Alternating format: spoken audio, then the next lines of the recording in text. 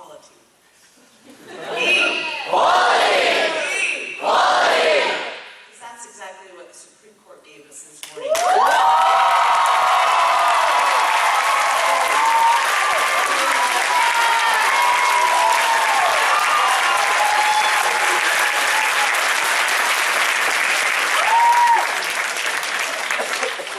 I've been out since I was 5. It started with a crush on my first grade teacher named Carolyn Walker. And she yelled at me when I got a homework assignment wrong. And she said, "Next time, you ask me first." And I thought, oh my God, I'm in love.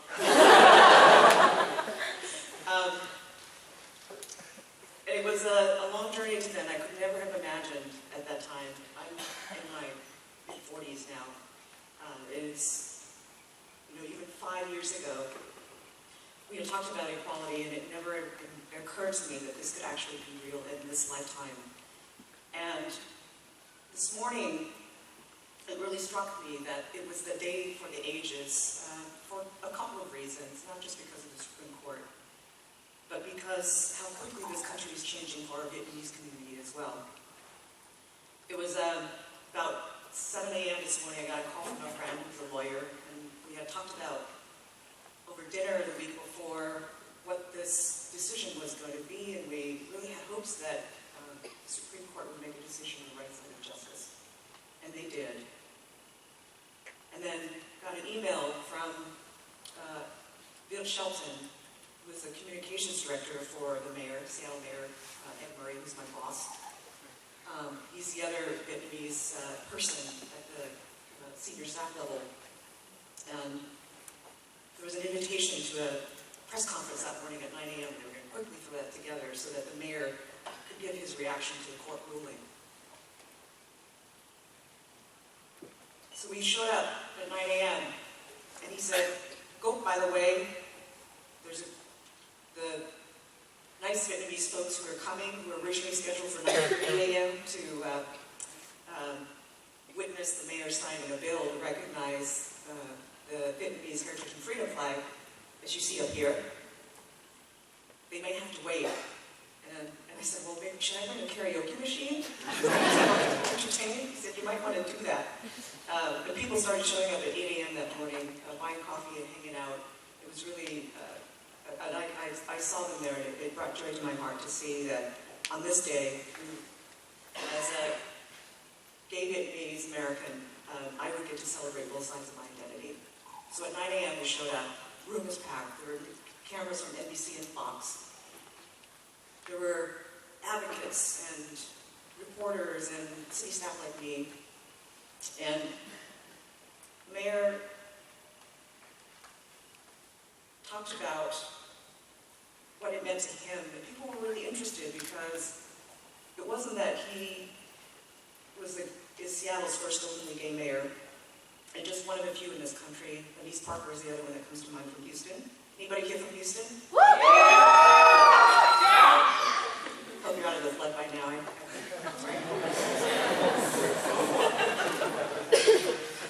People were interested in what he had to say because he also introduced the same-sex marriage bill in 2012, and as a state senator, which was passed and then approved by 56% of Washington voters, and I worked on that campaign.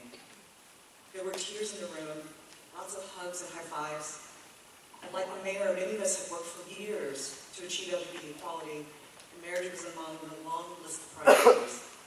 And I've worked in policy and politics now for more than 20 years, and I can tell you that it's not every day that you get to tie a bow neatly around an issue and check it off your to-do list, but we have done that. And to be able to do that on one of the most significant civil rights issues of our time was truly an emotional experience. Because our highest court had affirmed what we had always felt, that love is love.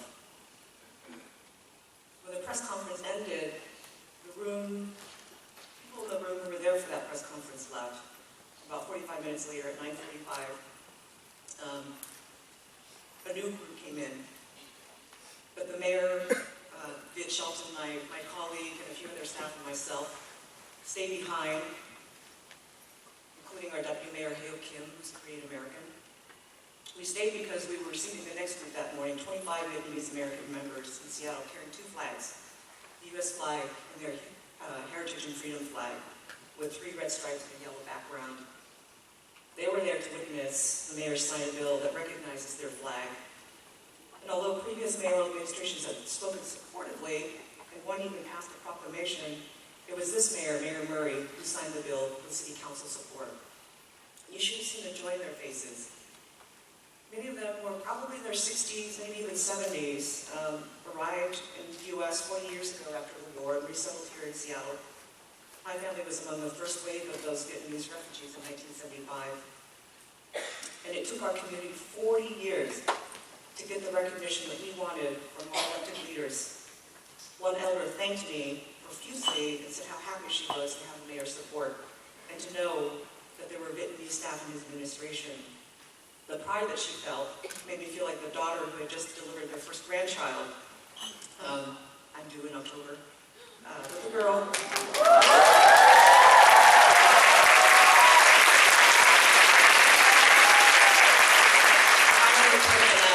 few weeks ago, it looked like I had just eaten too many donuts. And all I could do was hold her hand, nod and thank her back, because this achievement was not mine. It was theirs. It was a community effort, after all, that made the bill possible. So that was the morning I've had before meeting with you today. And it struck me that in a span of about an hour, I got to represent being both gay and Vietnamese. I mean, how often does that happen?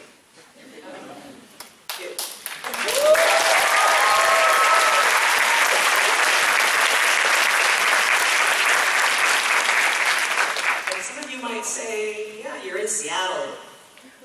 It's practically like being in San Francisco, just a little bit more north and fewer Asians. It's true. And that very could well explain the anomaly, the experience I had this morning. But it's not the only reason. My experience this morning has everything to do with how our country has changed, how we have come such a long way since the Stonewall riots that catalyzed the LGBT movement in 1965, and since our Vietnamese community first resettled here in the U.S. 10 years later in 1975. So that leads us to the obvious question, right? How did these changes happen? Well, I'm not going to give you a history lesson tonight, because hopefully you'll learn all of those things in your classes, or you'll take the initiative to educate yourselves about our U.S. history. So instead, I'm going to tell you how it happened for me.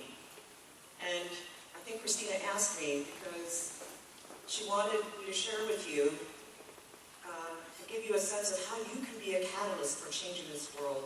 I think there's a little something about that, and maybe I have a little experience speaking to that, just because I've served on as the first Chief Diversity Officer for the Human Rights Campaign, and the first Vietnamese American or Asian American that is to serve on the senior team there. They're the largest civil rights organization in the country, and now being the first Vietnamese American in a mayoral cabinet for the city.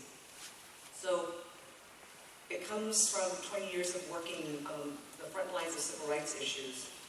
So I'm going to share you my story, because by doing so, I hope to reveal to you that if it can happen for me, it can happen for you. And there are 3 things that will make it possible and easier. And those 3 things are purpose, goals, and relationships. If you want to change the world, do these 3 things. Let's start with purpose. From a really young age, I was told that to be the perfect Vietnamese woman, I would need to learn how to cook, how to clean, have kids, and serve my husband. And those are beautiful things, and my sisters have done that, but deep down inside, I knew that it wasn't for me. It wasn't my purpose. I felt a calling to do something else, and that was to serve and to unite. And, you know, being a nun was just too much there. I needed something a little bit more. So what do we mean by purpose? It's one of the hardest things that you will have to do, because I looked at the workshops you had. You're going to learn about media, you're going to learn about fields and about gender and those types of things. Purpose makes those skills even more meaningful, because asks you to ask yourself, what moves your heart? What lights you up? And if you don't know that, it's worth spending time.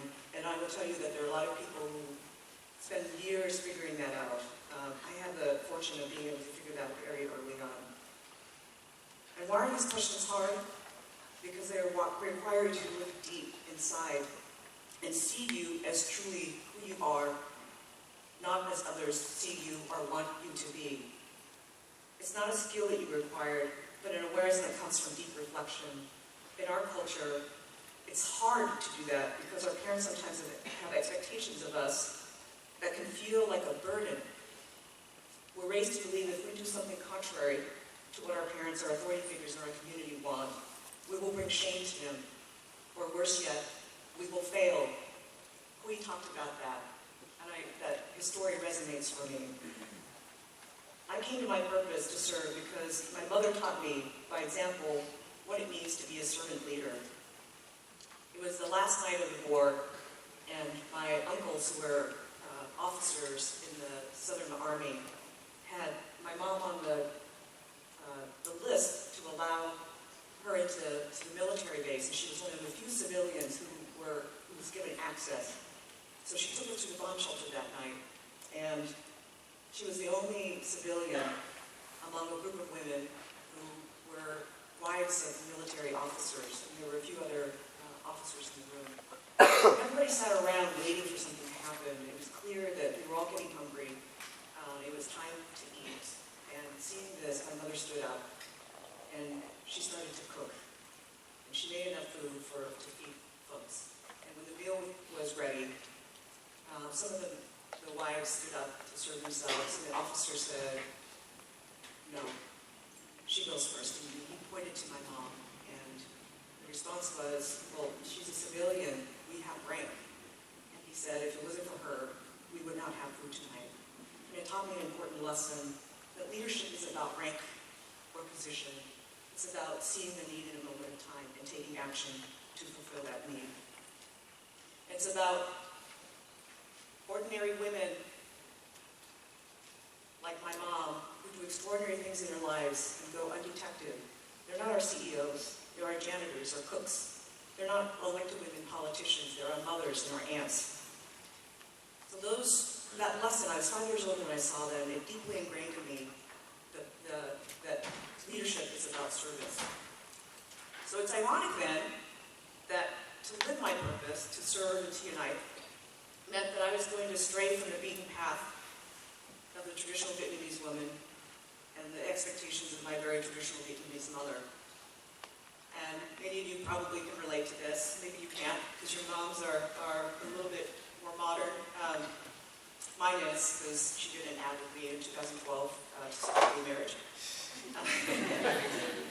She wanted me to stay home. She didn't want me to be the son. And instead, I played soccer, basketball, and tennis all year. I got so tan that she looked at me and called me ma'am. She wanted me to go to college or to be in or near Olympia. And she wanted me to marry a nice Vietnamese man, preferably a doctor. Good thing that you guys were around at that time, or else you would have been recruitment material for her. But she wanted me to study computers or business administration. But I wanted a liberal arts education.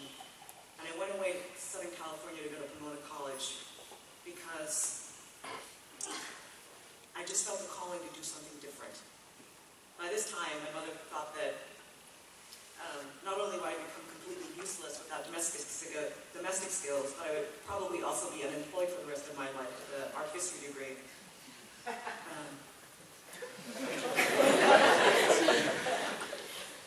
That resonates, doesn't it? So that was the purpose to serve, and then the second part of my purpose to unite was really about living at that intersection of being gay, being a woman, being Vietnamese, and now being a mother,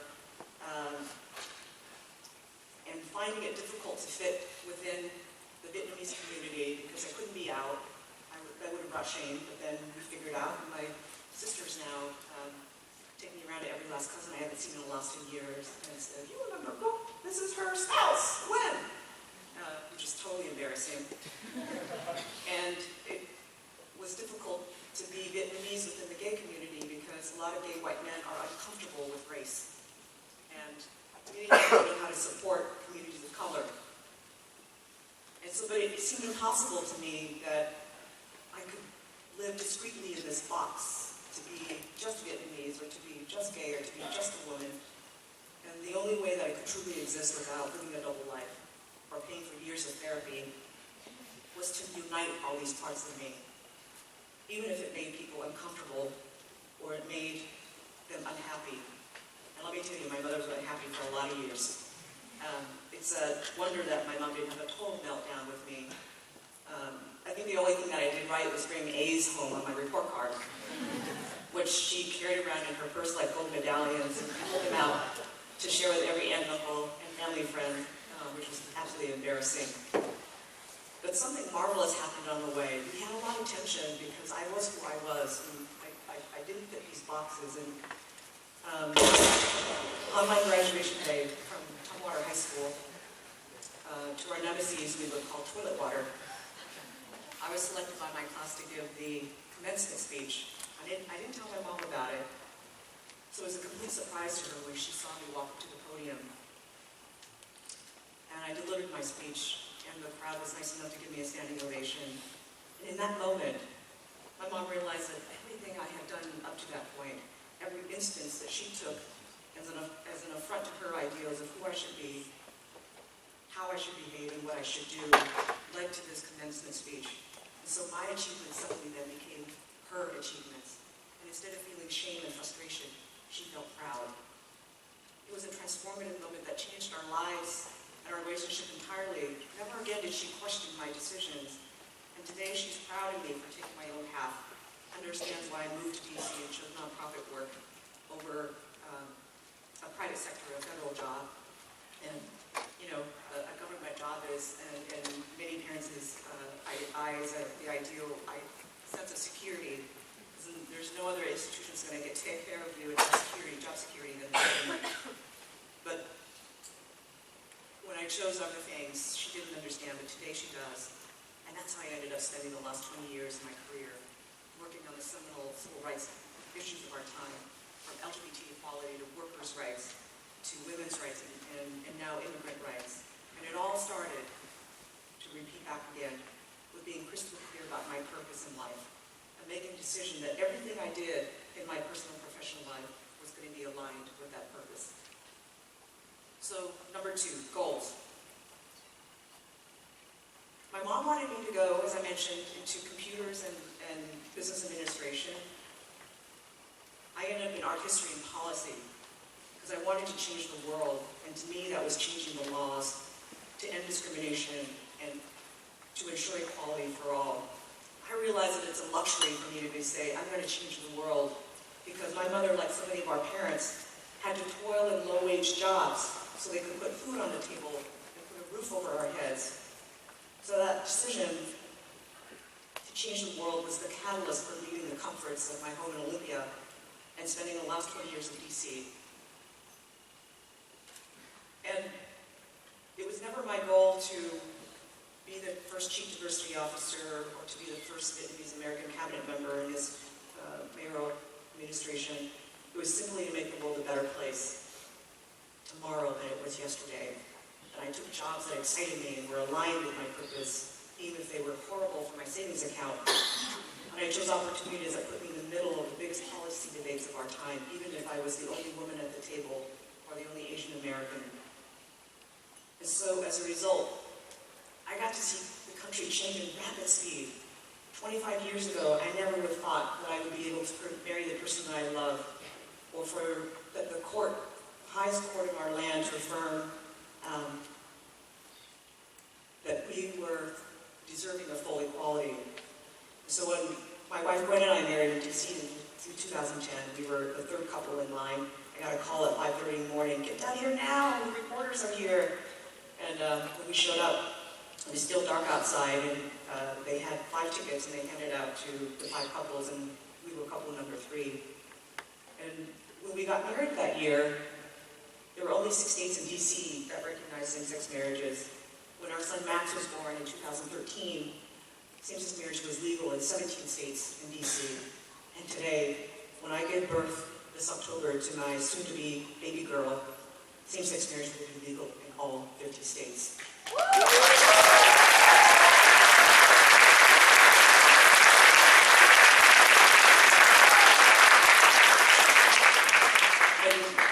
What brings tears to my eyes is that my kids are going to grow up only knowing that their moms are equal.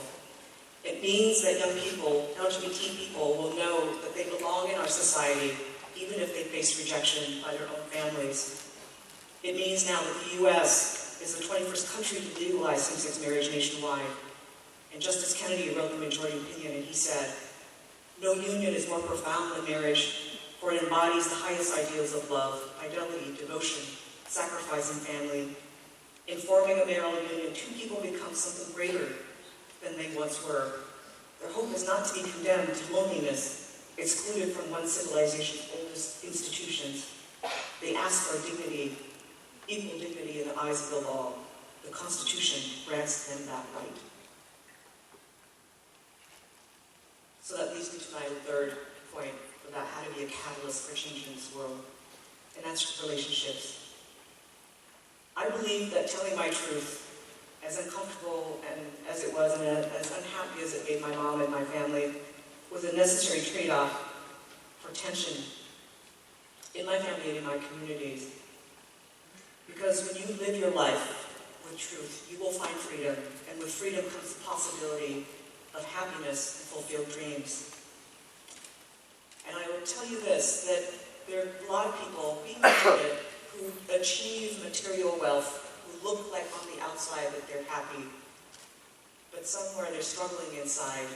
And often they talk about the one regret that they have, that they would trade for all the fancy cars and big houses, and that is more time with their family and their loved ones. So don't let that be you. So what does this mean for you? It means that the most important thing, the most important gift that you can give yourself is to, 1, know your purpose and live it. It is the hardest thing that you will ever have to figure out.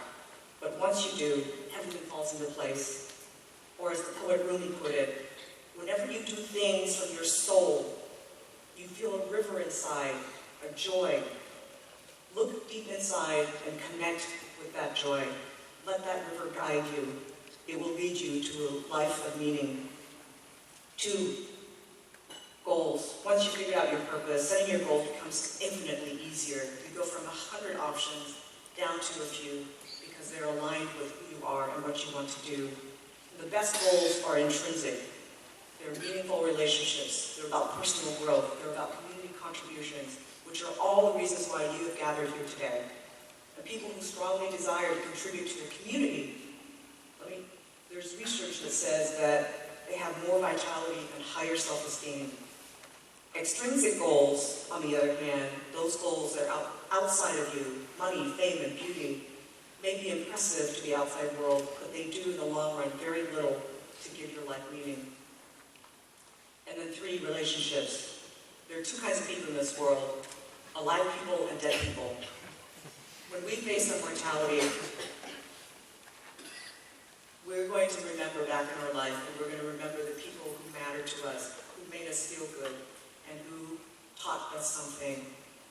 So focus on those relationships, because the time that you take for granted today will not be available tomorrow. So take these 3 lessons with you as you deliberate the future, and make plans to be a catalyst for change in this world. Today's court decision and history has shown that those seeds of change begin with courage and actions of individuals like you. And that courage and action continues here today. All you have to do is decide that you will be that change. But we, each and every one of us, are needed in this journey to freedom and equality, because it has never been easy. It has always been a struggle to build a more inclusive and equal society. From the day the Constitution was signed to this day, that journey has led in one direction. And today, we are one step closer to its fulfillment. Thank you for having me.